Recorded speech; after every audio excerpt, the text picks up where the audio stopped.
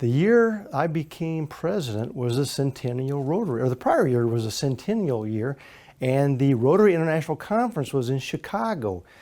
And it was a centennial event. And we went, Jerry and we had a marvelous time in Chicago.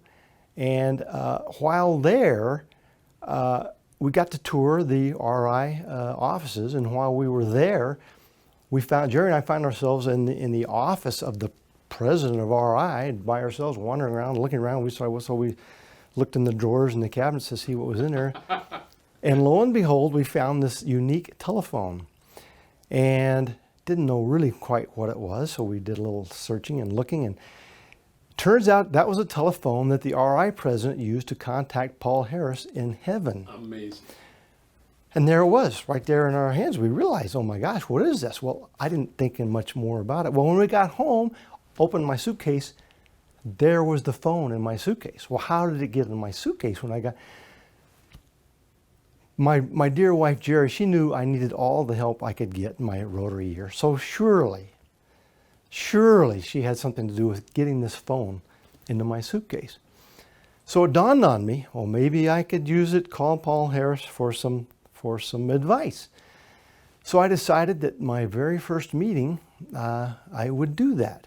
So lo and behold, I tested the phone at my very first meeting, dialed up Paul Harris in heaven, and much to my surprise, he answered. Oh my gosh. And not only did he answer, he was charming and entertaining. We had a grand time talking on the phone and talking about all kinds of things. I don't even remember what, but a lot of fun things. The club got a lot of laughs out of it. I remember a few things. We had an ambassadorial scholar was to my right, and she was our guest speaker for the day. And lo and behold, Paul Harris divined that she was there, and he asked me to deliver a high five to her, which I did, which was quite fun and amazing to the young lady that she would get a high five from Paul Harris.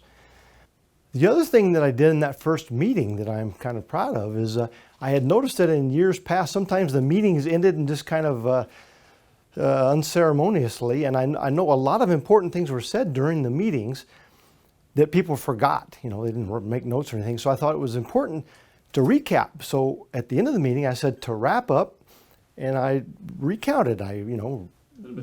Summary. Yeah. Mentioned the birthday people and mentioned this meeting for that. And there's a meeting for that. And don't forget about this and all these things.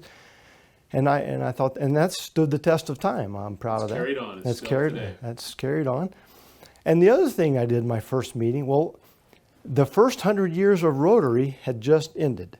So I thought, why don't we end the meeting with a toast to the next 100 years of Rotary? So I did that. So I asked the club to stand up and end the meeting with a toast to the next 100 years of Rotary. And that was wonderful. And that was a great way to end the meeting, and everyone stood up and then went off their own direction. And it dawned on me two things. A, what a great way to end the meeting. Get everybody on their feet. Number two, focus them on some positive message, something positive. I mean, and so I said, well, we can do that the rest of the year. Why don't we do that every meeting? So that's what I did. I started that tradition of ending the meeting with a toast. There's one other thing that we created at that time that I'm proud of. One of our key Rotarians in my mind was a fellow by the name of Sid Morse. He came down with cancer. So it was a sad time, and he was battling cancer and doing everything he could to get over it and to cure. And at one point, Mike Anderson came to me and said, you know, he was very close to Sid, and he said, I don't know how much longer Sid is going to be with us, which was very sobering. I didn't realize he was in that bad a shape. And Mike suggested that maybe we should recognize him in some way. So I went to the board, and we discussed, and we created a brand new award in his name.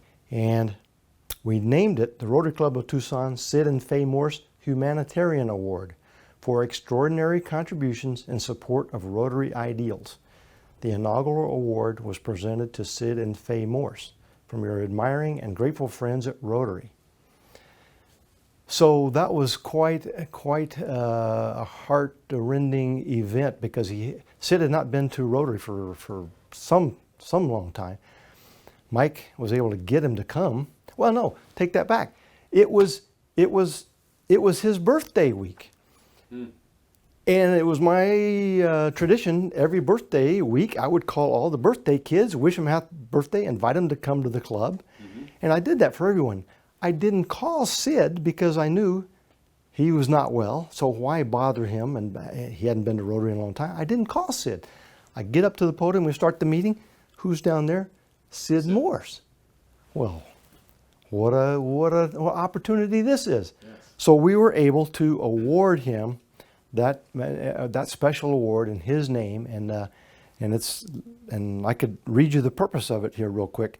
The purpose is to honor members whose service to humanity through the Rotary Club of Tucson deserves the highest recognition, to celebrate members whose extraordinary philanthropic leadership in the form of tangible giving as well as intangible inspiration far exceeds any reasonable measure of extraordinary generosity, to say thank you to members who not only have enthusiastically supported the club's ambitious goals and objectives for over a decade, but whose generosity has flowed beyond the club's boundaries and touched people's lives nationally and internationally. The Board of Directors does not anticipate giving this award annually, but only when proposed by the membership and unanimously supported by the club and club foundation. So the award today goes to a Rotary couple whose generosity has inspired this award.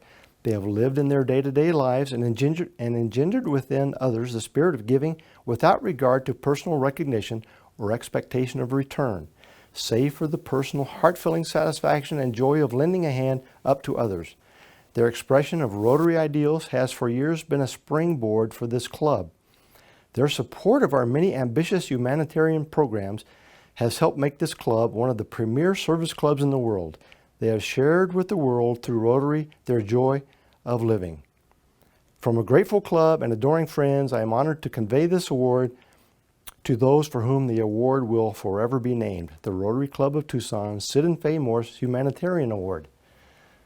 So that was quite an honor, and meant a lot to me personally, because in my early years in Rotary, when you're sitting around Rotary and you don't know that many people and you just don't feel really connected, you think, is Rotary really the place for me? Is this going to work out for me? Should I be here? Should I continue this thing? My mind went to Sid Morse.